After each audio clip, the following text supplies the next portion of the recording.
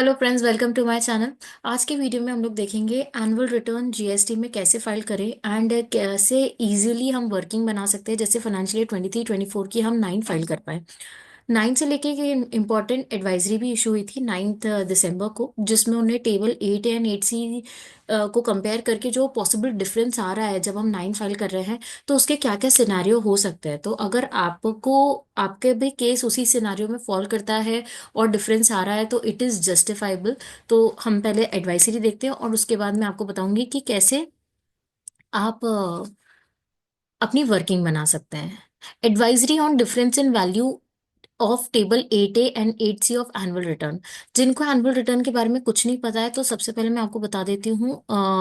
Annual return में एक table 8 होता है जिसमें आपको अदर आईटीसी रिलेटेड इंफॉर्मेशन बतानी रहती है। यहाँ पर एडवाइजरी में 8A की बात कर रहे हैं, आईटीसी एज पर जीएसटी या 2B। मतलब कि 2B में जितना भी आईटीसी दिख रहा था 23-24 में, उस वो ऑटो पॉपुलेट होकर आपके respective column IGST, CGST, SGST में आ जाएगा। आपको 8C में, 8B में बताना है फिगर्स। अब 8B में तो ऑटोमेटिकली ये उठकर आएगा टेबल नंबर 6 से। 6 क्या है? ये भी एक आईटीसी का ही टेबल है जिसमें आप अपनी बुक्स के हिसाब से बताएंगे कि कितना आईजीएसटी का आपका इनपुट है, कितना सीजीएसटी का है, कितना एसजीएसटी का है। ये भी मैं आपको समझाऊंगी डिटेल में।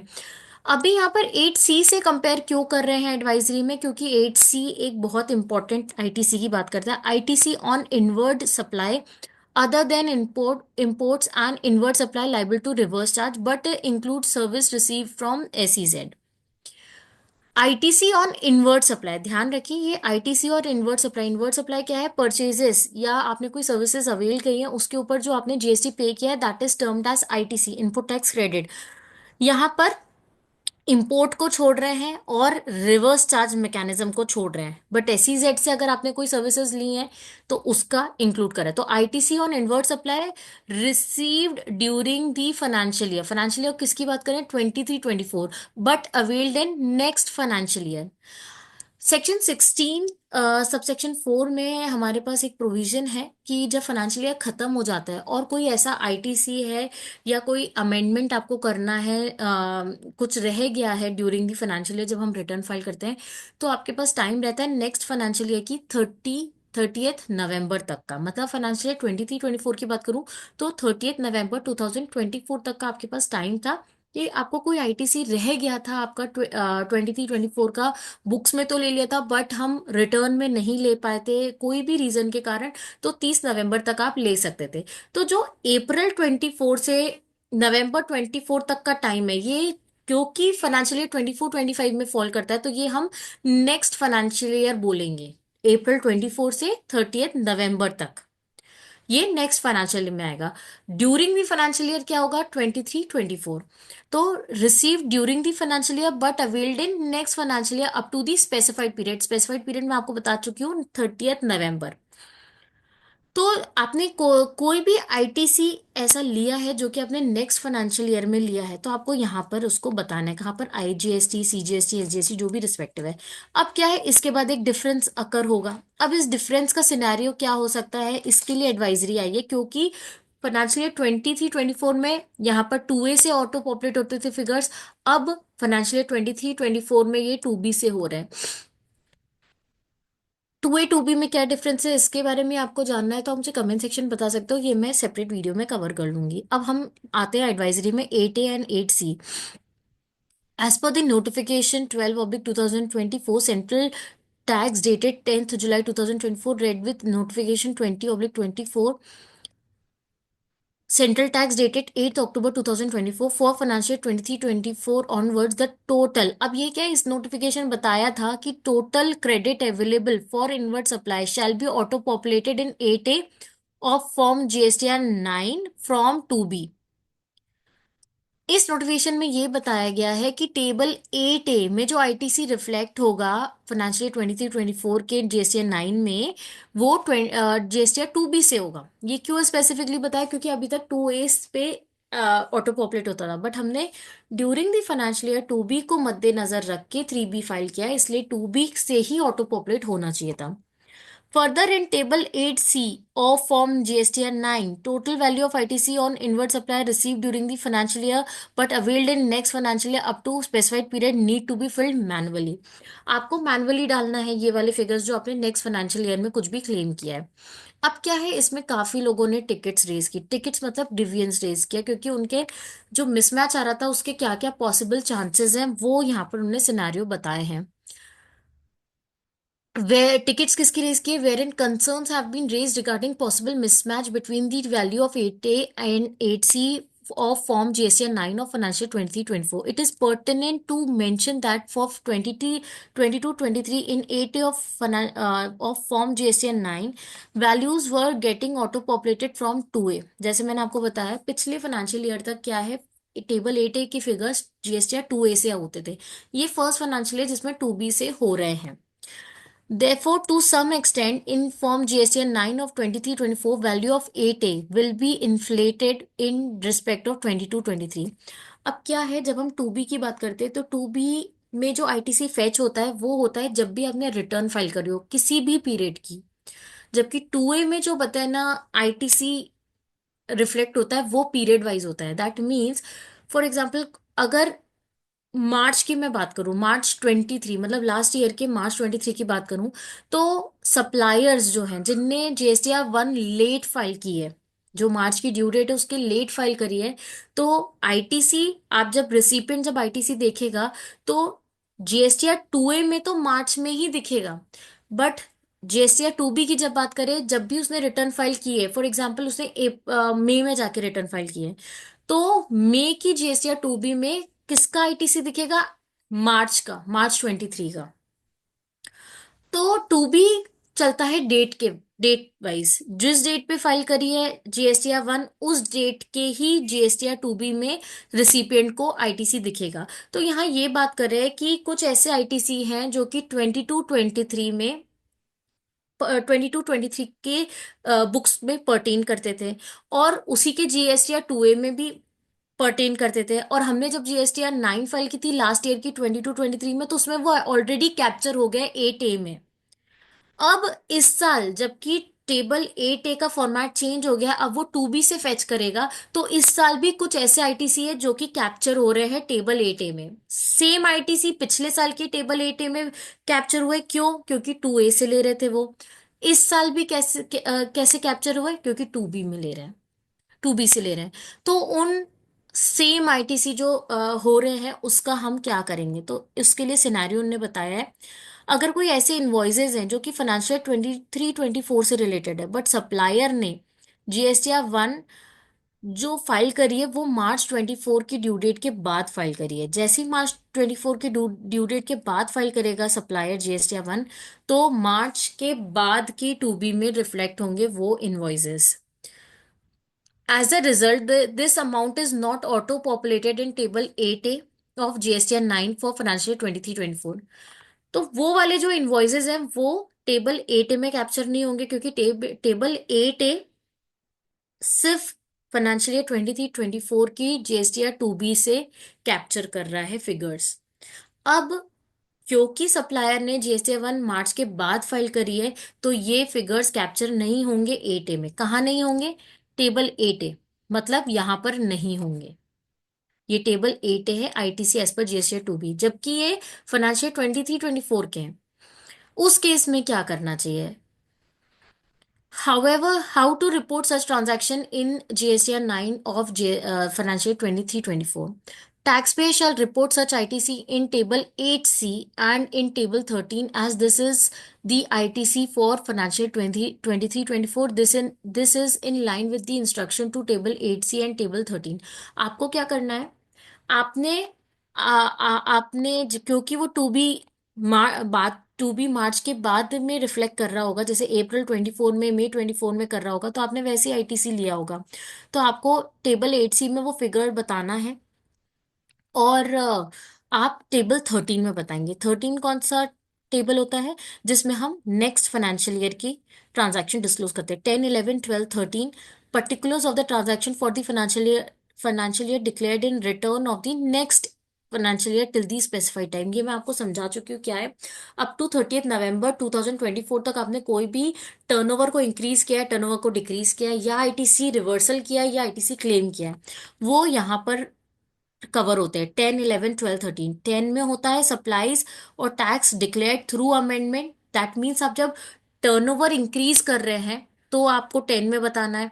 अगर आपने सब टर्नओवर को डिक्रीज किया है तो आपको 11 में बताना है। 12 में आप क्या बताओगे? रिवर्सल ऑफ आईटीसी, अगर आपने किया आईटीसी को रिवर्स किया है। 13 में आप क्या बताओगे? आईटीसी को आपने जो अवेल किया है। तो यहाँ पर वो बोल रहे हैं कि आपको 8C में बताना है और 13 में बताना है। कौन से इनवॉइसेस जो कि टेबल 8A में नहीं कैप्चर हुए हैं पर 23-24 को बिलोंग करते हैं। दूसरा है invoice belonging to financial year 23-24 and ITC has been claimed in 23-24। ये तो बात सही है कि इनवॉइस भी 23-24 का और हमने क्लेम भी 23-24 में कर लिया है।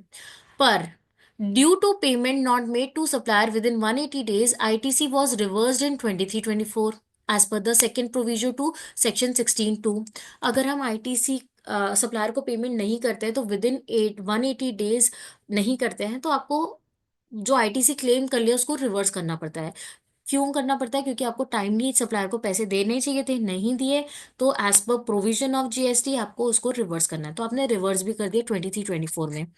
And this ITC is reclaimed in next financial year 24-25। मतलब कि नेक्स्ट फाइनेंशियल ईयर अप्रैल 24 से लेके नवंबर 24 के बीच में आपने उसको रिक्लेम किया। वर्ड क्या यूज हो रहा है? Reclaim.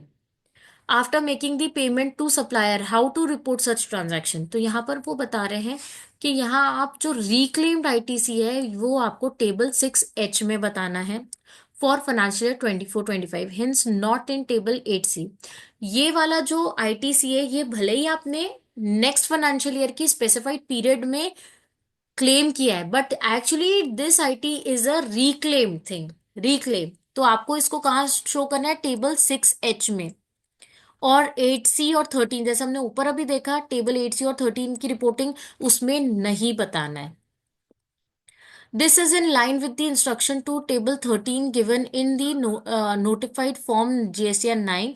Similar reporting is applicable for the ITC reclaimed as per 37A। अब मैं बताती हूँ आपको 6H क्या है। इससे हम अपने GSTN 9 को भी समझते जा रहे हैं।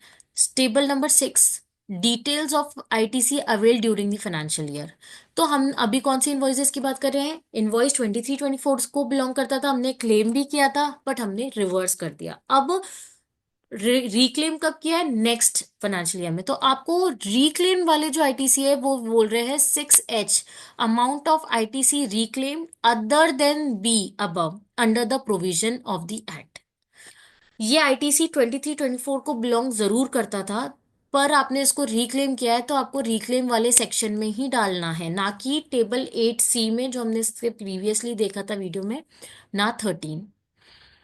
जो 6 टेबल है GSTN 9 का, detail of ITC avail during the financial year, यहाँ पर सबसे पहले तो 6A जो है उसमें इनपुट टैक्स क्रेडिट का अमाउंट आता है जो कि हमने अवेल किया है इन GSTR 3B। जो भी GSTR 3B में हमने आईटीसी अवेल किया है ड्यूरिंग द फाइनेंशियल ईयर वो ऑटो पॉपुलेट होके टेबल 6A में आता है। अब उस अमाउंट को कंपेयर किया जाता है जो हम B, C, D, E, F, G, H इनमें डालेंगे। तो बी में आपको कौन से डालने figures? Inward supply other than import and RCM. कोई भी इन्वर्ट सप्लाई के हैं बट आरसीएम आपको इंक्लूड नहीं करना है, ना इम्पोर्ट के ऊपर जीएसटी इंक्लूड करना है। ये आपको बुक्स में जो आपने बुक्स में बताए हैं आईटीसी वो अमाउंट यहाँ पर आपको डालना है।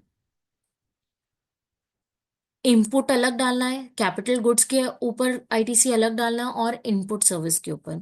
वैसे ही सी की बात करें तो सी है inward supply receive from unregistered person liable to reverse charge on which tax is paid and ITC is availed. मतलब बी में को आपने आरसीएम को नहीं इंक्लूड करा है, सिर्फ आईटीसी को इंक्लूड करा है। आईटीसी कौन से?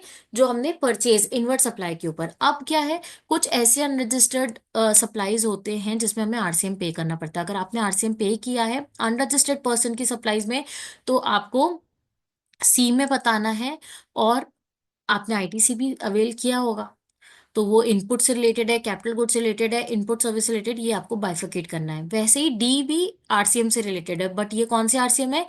From registered person. ऐसे कोई सप्लाईज जो आपने रजिस्टर्ड पर्सन से लिया है और उसमें आरसीएम पे किया है और आईटीसी अवेल किया है, तो आपको डी में बताना है। ये सब अलग अलग टैब है, ऐसा नहीं है कि आपने टोटल बी में बता दिया फिर कुछ सी में डी में।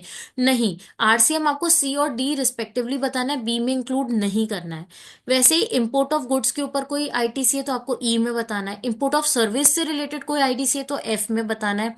कुछ आईएसडी से रिलेटेड है, इनपुट सर्विस डिस्ट्रीब्यूटर से रिलेटेड कुछ इनपुट टैक्स क्रेडिट है तो आपको जी में बताना है। और वैसे ही हमने जो रिक्लेम का देखा है एच, आपको एच में बताना है। कुछ ऐसे आईटीसी थे जो बुक्स में तो है बट हमने उसको रिक्लेम किया है, तो उसको आपको एच में बताना है।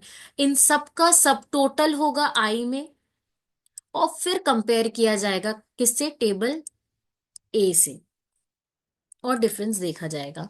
तो ये था हमारा टेबल नंबर 6, और आपको रिक्लेम वाले फिगर कहाँ डालना है? 6H में।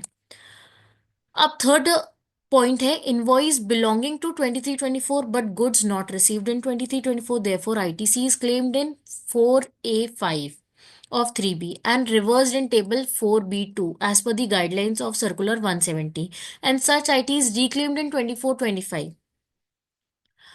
अब इस केस में क्या करेंगे? ये केस क्या है कि इनवॉइस तो 23-24 का है बट हमें गुड्स नहीं मिले, तो आप कैसे आईटीसी ले सकते हैं? वो गुड्स हमें मिले नेक्स्ट फाइनेंशियल ईयर 24-25 में।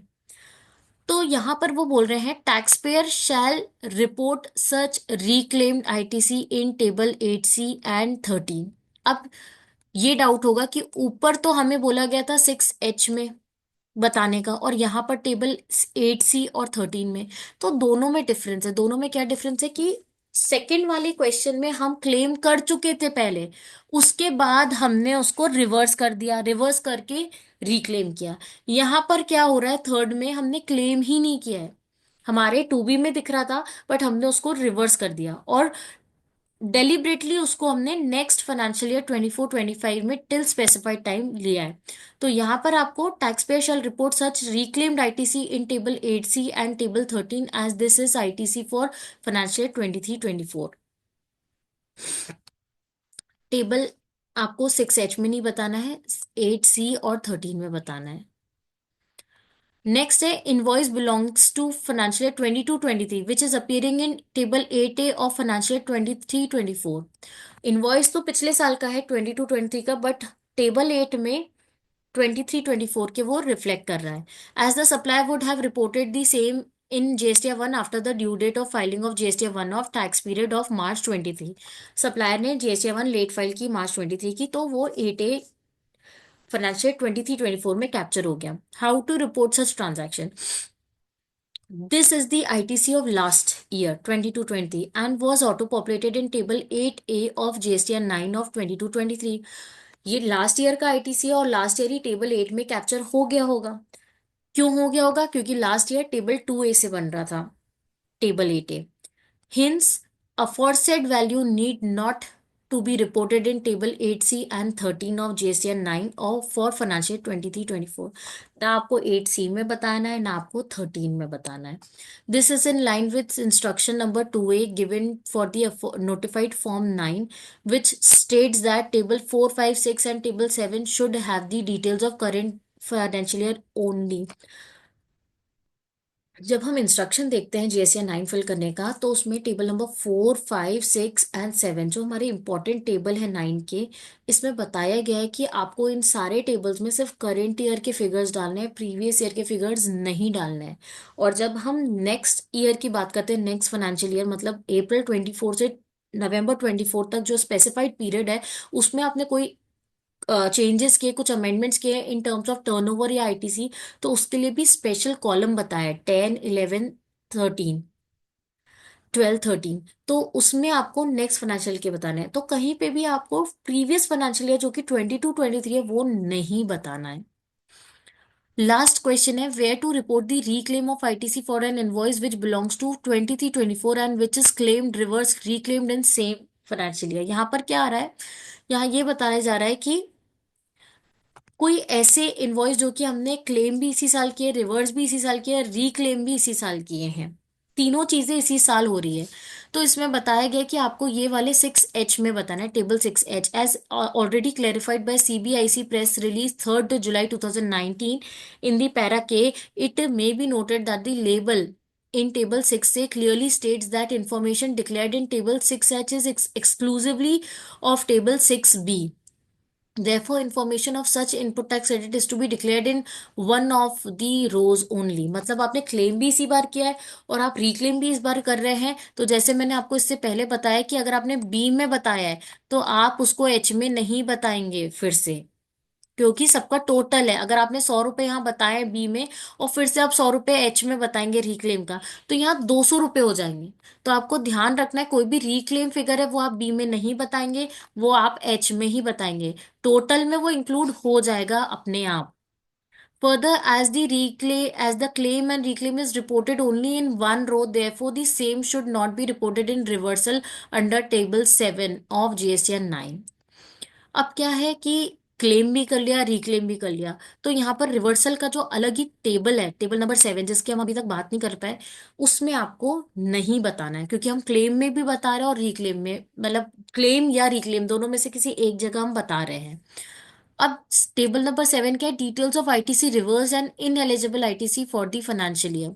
कोई भी आईटीसी आपने रिवर्स किया है ड्यूरिंग द फाइनेंशियल ईयर 23-24 या इन एलिजिबल थे, as per these section 37-39, as per these rule 37-39 42-43 section 17-5 के कोई रिवर्सल्स हैं, तो आपको रिस्पेक्टिवली यहाँ बताना है। कोई अदर रिवर्सल है जो ऊपर नहीं हुआ है, तो आपको H1 में बताना है, और उसके बाद यहाँ सम टोटल आ जाएगा। तो 7 टेबल जो है वो सिर्फ रिवर्सल और इनएलिजिबल का है। तो अब मैं यहाँ सम अप करूँ आईटीसी से रिलेटेड सिर्फ जीएसटीआर 9 की, तो टेबल नंबर 6, 7 एंड 8, ये तीन टेबल्स है जो कि आईटीसी को डेडिकेट करे हैं। 6 में आपको बुक्स में जो आईटीसी दिख रहा है वो बताना है, जो आपने रिक्लेम कर लिया वो बताना है।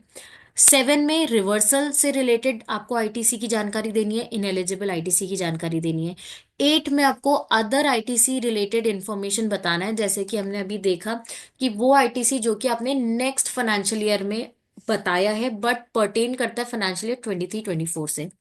अब ये जो 4 और 5 टेबल है वो टर्नओवर की बात करता है।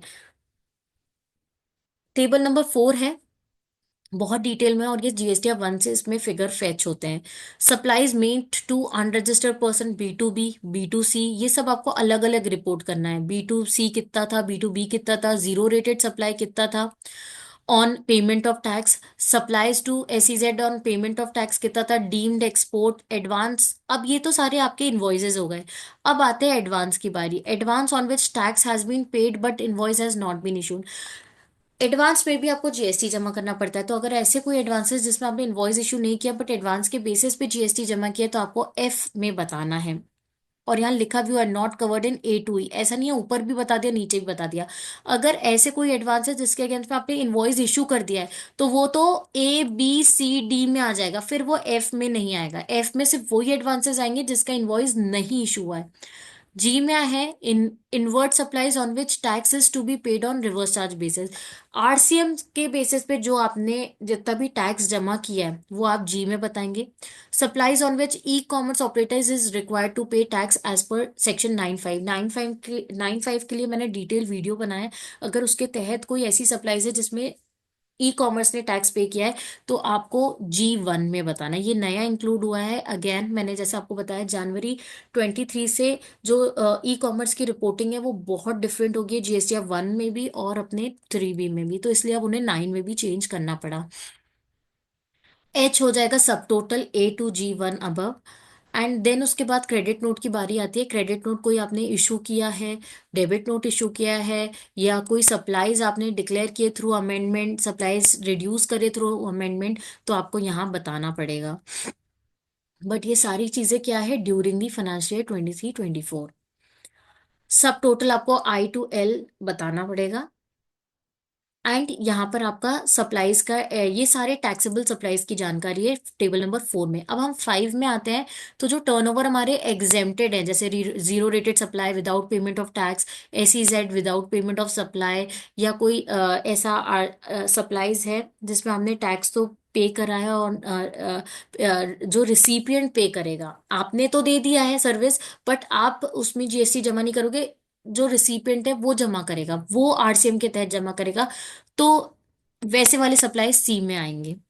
Supplies on which tax is to be paid by e commerce operator, जैसे 9(5) के हमारे थे सप्लाईज जिसमें ई कॉमर्स पे करेगा, उसमें आपको C1 में बताना है। जैसे हमारे जोमेटो हो गए, स्विगी के सेल्स हो गए हैं, ओला उबर के हो गए हैं, एग्जेम्प्टेड हो गए, निल रेटेड हो गए, वो आप बताएंगे, नॉन GST सप्लाई बताएंगे, इन सब के भी सब टोटल आ जाएगा। फिर अब इन्हीं सप्लाईज से रिलेटेड जो एग्जेम्प्टेड सप्लाईज है, इन्हीं से रिलेटेड कोई क्रेडिट नोट, डेबिट नोट, कुछ आपने सप्लाईज थ्रू अमेंडमेंट डिक्लेयर किए, सप्लाई रिड्यूस करिए थ्रू अमेंडमेंट, वो आ जाएगा।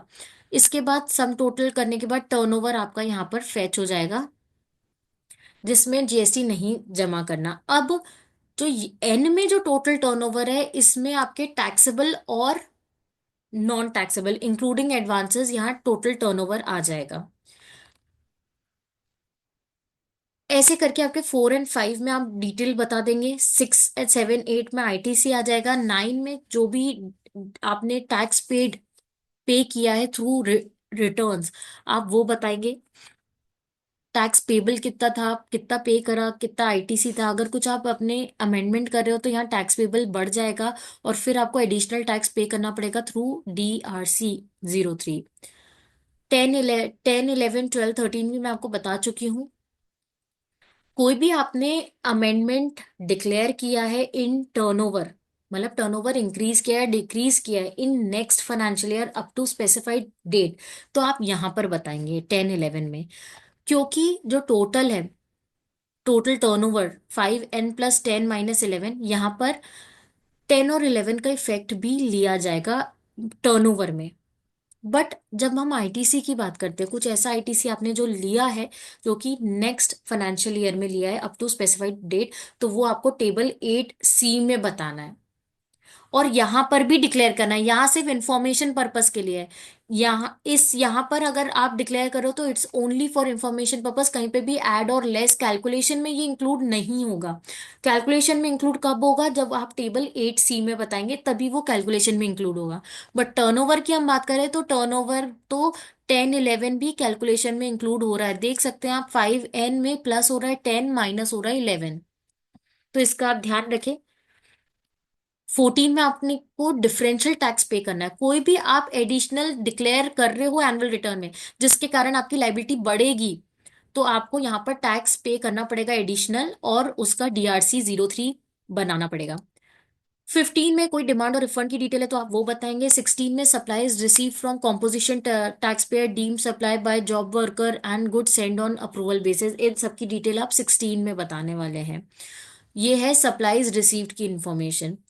फिर आती है आउटवर्ड सप्लाई की HSN समरी, जो कि बहुत इंपॉर्टेंट है। इनवर्ड सप्लाई की HSN समरी अगर आपने बनाई है तो डिक्लेयर करें, अदरवाइज रहने दीजिए। कंप्यूट लाइबिलिटी पे क्लिक करना है, और उसके बाद प्रोसीड टू फाइल करके आपको GSTR 9 फाइल करना है। तो होप आपको ये समझ आया होगा। GSTR 9 के ईच एंड एवरी टेबल मैंने डिटेल में कवर किया, एडवाइजरी भी। अब लास्ट में मैं आपको बताती हूँ कि आप कैसे वर्किंग बनाएं, जैसे कि आपके जो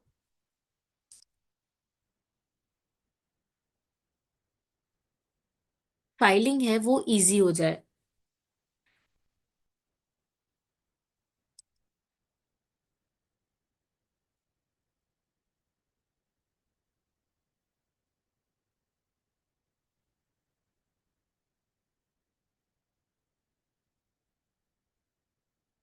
आपको दो सेपरेट शीट बनानी है, एक टर्नओवर से रिलेटेड और एक ITC से रिलेटेड।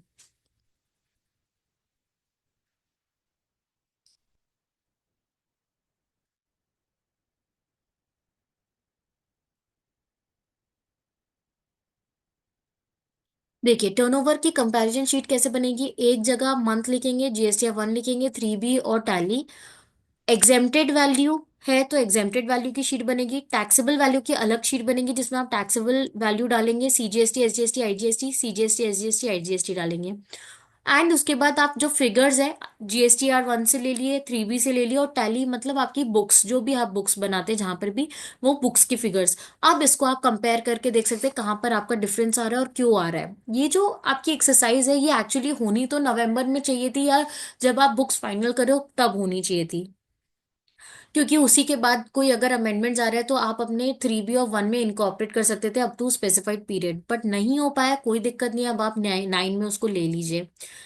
और एग्जेम्प्टेड के लिए भी आपको सेम करना है, तो इससे आप जल्दी जो डिफरेंसेस है वो निकाल पाएंगे। आईटीसी की बात करें तो आईटीसी में थोड़ा सा काम ज्यादा करना पड़ता है, क्योंकि हमारे पास टेबल 8A भी है। 8A क्या है? ये हमारे 2B के समरी है हर पूरे साल भर की। एंड उसी में आपको टेबल 8 से तो टेबल 8 को आपको डाउनलोड करना है, और उसमें से आपको चेक करना है कि कितने आपने ले चुके हैं कितने नहीं ले चुके हैं आपके 3B में। और बुक से, जो बुक्स का परचेज लेजर है वो ही एक्चुअली टेबल 8A होना चाहिए। और आप उसको आराम से कंपेयर कर सकते हैं और देख सकते हैं कि कौन से हमारे इनवॉइस रह गए हैं या हमने सही तरीके से क्लेम करें, कुछ रिवर्सल तो नहीं है, और अकॉर्डिंगली उसका आप इफेक्ट डाल सकते हैं 9 में। आईटीसी के लिए कोई भी ऐसा थंब रूल नहीं है, क्योंकि आईटीसी में परमुटेशन कॉम्बिनेशन बहुत सारे हैं कि हमें बुक्स के परचेज लेजर को पहले कंपेयर करना है टेबल 8A से, और उसमें से कोई भी रिवर्सल आ रहा है या कुछ आ रहा है, फिर फाइनली हमें अपने 3B से कंपेयर करना है कि हमने एक्चुअली में लिया क्या है और क्या क्या छूट गया है। अब छूट गया है तो आज की डेट में तो आप कुछ भी नहीं ले पाओगे, क्यों? क्योंकि स्पेसिफाइड पीरियड जा चुका है। 30 November was the last date to claim any ITC for financial 23-24। But आप ये एक्सरसाइज नेक्स्ट ईयर के लिए भी कर सकते हैं। तो होप आपको ये वीडियो हेल्पफुल लगा, तो प्लीज इसे लाइक करें एंड मेरे चैनल को सब्सक्राइब करें। Thank you.